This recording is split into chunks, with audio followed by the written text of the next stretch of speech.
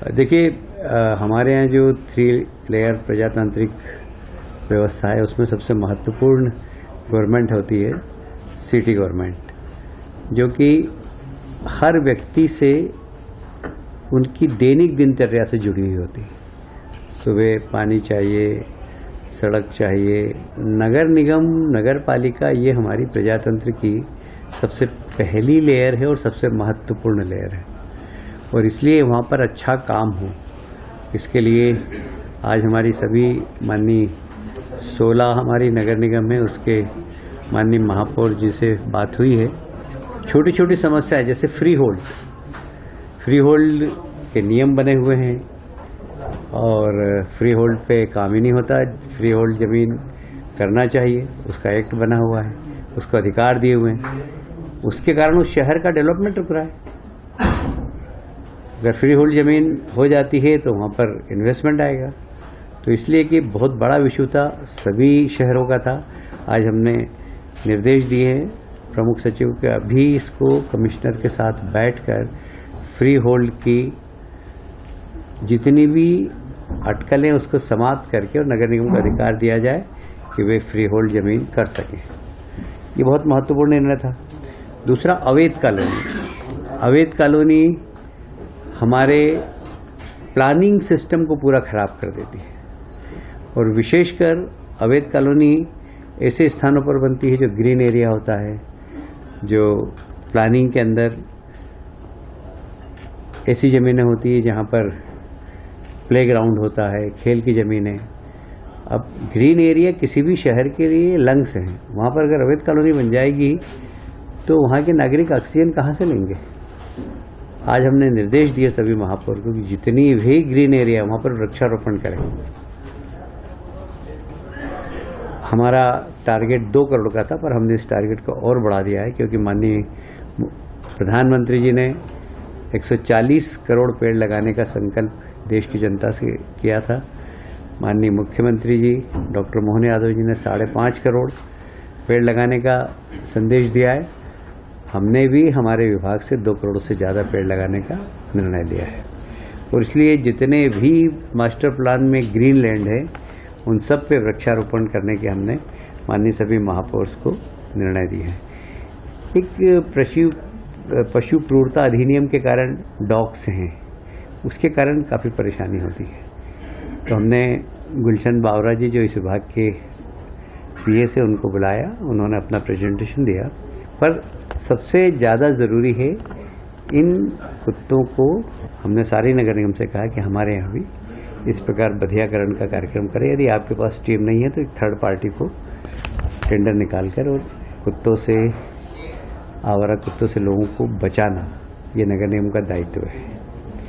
तीसरा, जहाँ multi storeys बन रही है, मल्टी स्टोरीज में लिफ्ट कई बार फंस जाते हैं लोग। अधिकांश जगह मल्टी स्टोरीज में प्रॉपर फायर सिस्टम लगा है कि नहीं लगा, ये नगर निगम के लोग देखें। एक जनभागीदारी का हमने उनसे आग्रह किया कि विकास में जनता का सहयोग, जनभागीदारी से पब्लिक ऑडिटिंग होती है, जनता खुद उस विकास की हिस्सेदार बन जाती है, तो क्वालिटी वर्क होता है। तो हमने आग्रह किया है कि जनभागीदारी भी सुनिश्चित करें।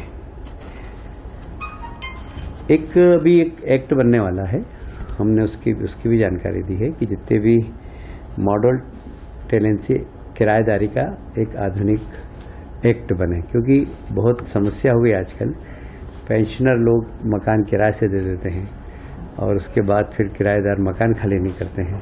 तो उसका एक एक्ट बन जाए जिससे कि जो प्रॉपर्टी का मालिक है उसका हक बराबर बना रहे, किराएदार उसके ऊपर हक नहीं जमाए। इसके बारे में भी हमने जानकारी दी है। एक आज का विषय था आत्मनिर्भर नगर निगम। तो सबसे बड़ा खर्चा जो है वो है बिजली का। हमने इस पे प्रयोग करने का निर्णय लिया है कि हम सोलर एनर्जी के ऊपर सारे प्रदेश में काम करेंगे। तो जो बिजली का बिल आता है, विशेषकर वाटर सप्लाई का, वो कैसे उसके दाम कम हो और बिजली के बिल के, और वह सोलर से अगर चलेगी और उस सोलर को पूरी सोलर व्यवस्था की सरकार, राज्य सरकार उसकी जवाबदारी लेगी। जो नवीनीकरण ऊर्जा के प्रमुख सचिव हैं मनु श्रीवास्तव, उनको ही बुलाया था, उन्होंने ही प्रेजेंटेशन दिया है। हम प्रदेश के अंदर 4-5 बड़े सोलर पावर प्लांट लगाने का प्लान कर रहे हैं, जिससे कि जितने भी नगर पालिका, नगर निगम लगने वाली बिजली है वो उससे उनको मिल जाए। अब समय है ग्रीन पावर का, और ग्रीन पावर के साथ साथ कार्बन रेटिंग का भी है, क्योंकि इससे कार्बन रेटिंग मिलेगी, वृक्षारोपण से कार्बन रेटिंग मिलेगी। इस दिशा में हम जा रहे हैं। सारे अर्बन बॉडीज से कहा है कि वृक्षारोपण करें और सोलर पावर का ज़्यादा से ज़्यादा उपयोग करें, जिससे कि ग्रीन पावर के माध्यम से हम जलवायु परिवर्तन के इफेक्ट जो हो रहे हैं उसमें भारत अपनी महती भूमिका अदा कर सके।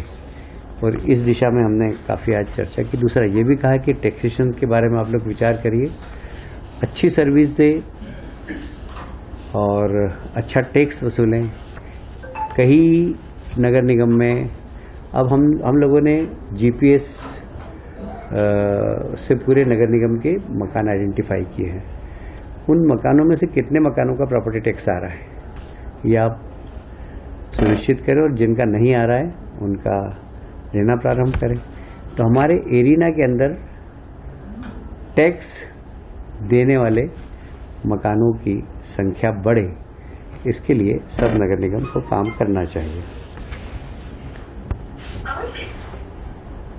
अभी हम एक वर्कशॉप और करने वाले हैं, जो नगर निकाय के एक्सपर्ट हैं देश भर के, उनको बुलाएंगे। उनको बुला के नगर निगम के आय और कैसे बढ़ सकती है, इस दिशा में हम लोग आगे और काम करेंगे। अभी हमारा विभाग एक फायर संचालनालय का गठन करने वाला, एक पूरा इंफ्रास्ट्रक्चर होगा, क्योंकि बड़ी बड़ी बिल्डिंगें तो बन रही है पर कहीं आग लग जाती है तो संसाधन अभी मध्य प्रदेश में उतने सक्षम नहीं है। हम उसके लिए एक अलग से संचालनालय बना रहे हैं। अभी पहले चरण में लगभग 400-500 करोड़ रुपये बजट में हम प्रावधान करेंगे, और पूरे प्रदेश के अंदर नगर निगम आग बुझाने के मामले में सक्षम बने, इसके लिए फायर एक्ट भी नए सिरे से बना रहे हैं। और ये एक महत्वपूर्ण निर्णय है हमारी सरकार का, और मुझे लगता है कि इस एक्ट के माध्यम से संसाधन भी हम नगर निगम को पहुंचा पाएंगे। आज हमने निर्देश दिए कि हर नगर पालिका एक इंजीनियर्स की टीम बनाए, और वर्केबल रेट क्या है इसके, वर्केबल रेट यदि नहीं है तो उस टेंडर को कैंसिल कर दें। कोई जरूरी नहीं है कि टेंडर में अगर 40% आया तो हम उसको दें। जब 40% टेंडर कम बिलों में आएगा तो काम क्या करेगा वो। और इसलिए हमने कहा है कि आपको घबराने की ज़रूरत नहीं है। अगर बिलो टेंडर आए और आपको ऐसा लगे कि इस रेट पर ठेकेदार काम नहीं कर सकता, टेंडर कैंसिल कर दीजिए। एक बार कैंसिल करेंगे, 2 बार कैंसिल करेंगे तो लोग फिर सही रेट पर टेंडर डालेंगे। पर क्वालिटी वर्क होना चाहिए, क्वालिटी से कम्प्रोमाइज़ नहीं है। जब हमने मेयर और कमिश्नर से कहा कि भाई क्वालिटी वर्क होना चाहिए, तो बोले क्या करें सर, टेंडर प्रोसेस के कारण कम रेट पे लोग ले लेते हैं, फिर ठीक तरीके से क्वालिटी नहीं बैठती। पनिशमेंट करिए, ब्लैक लिस्ट करिए। जो ठेकेदार क्वालिटी काम नहीं करे उसको ब्लैक लिस्ट करिए।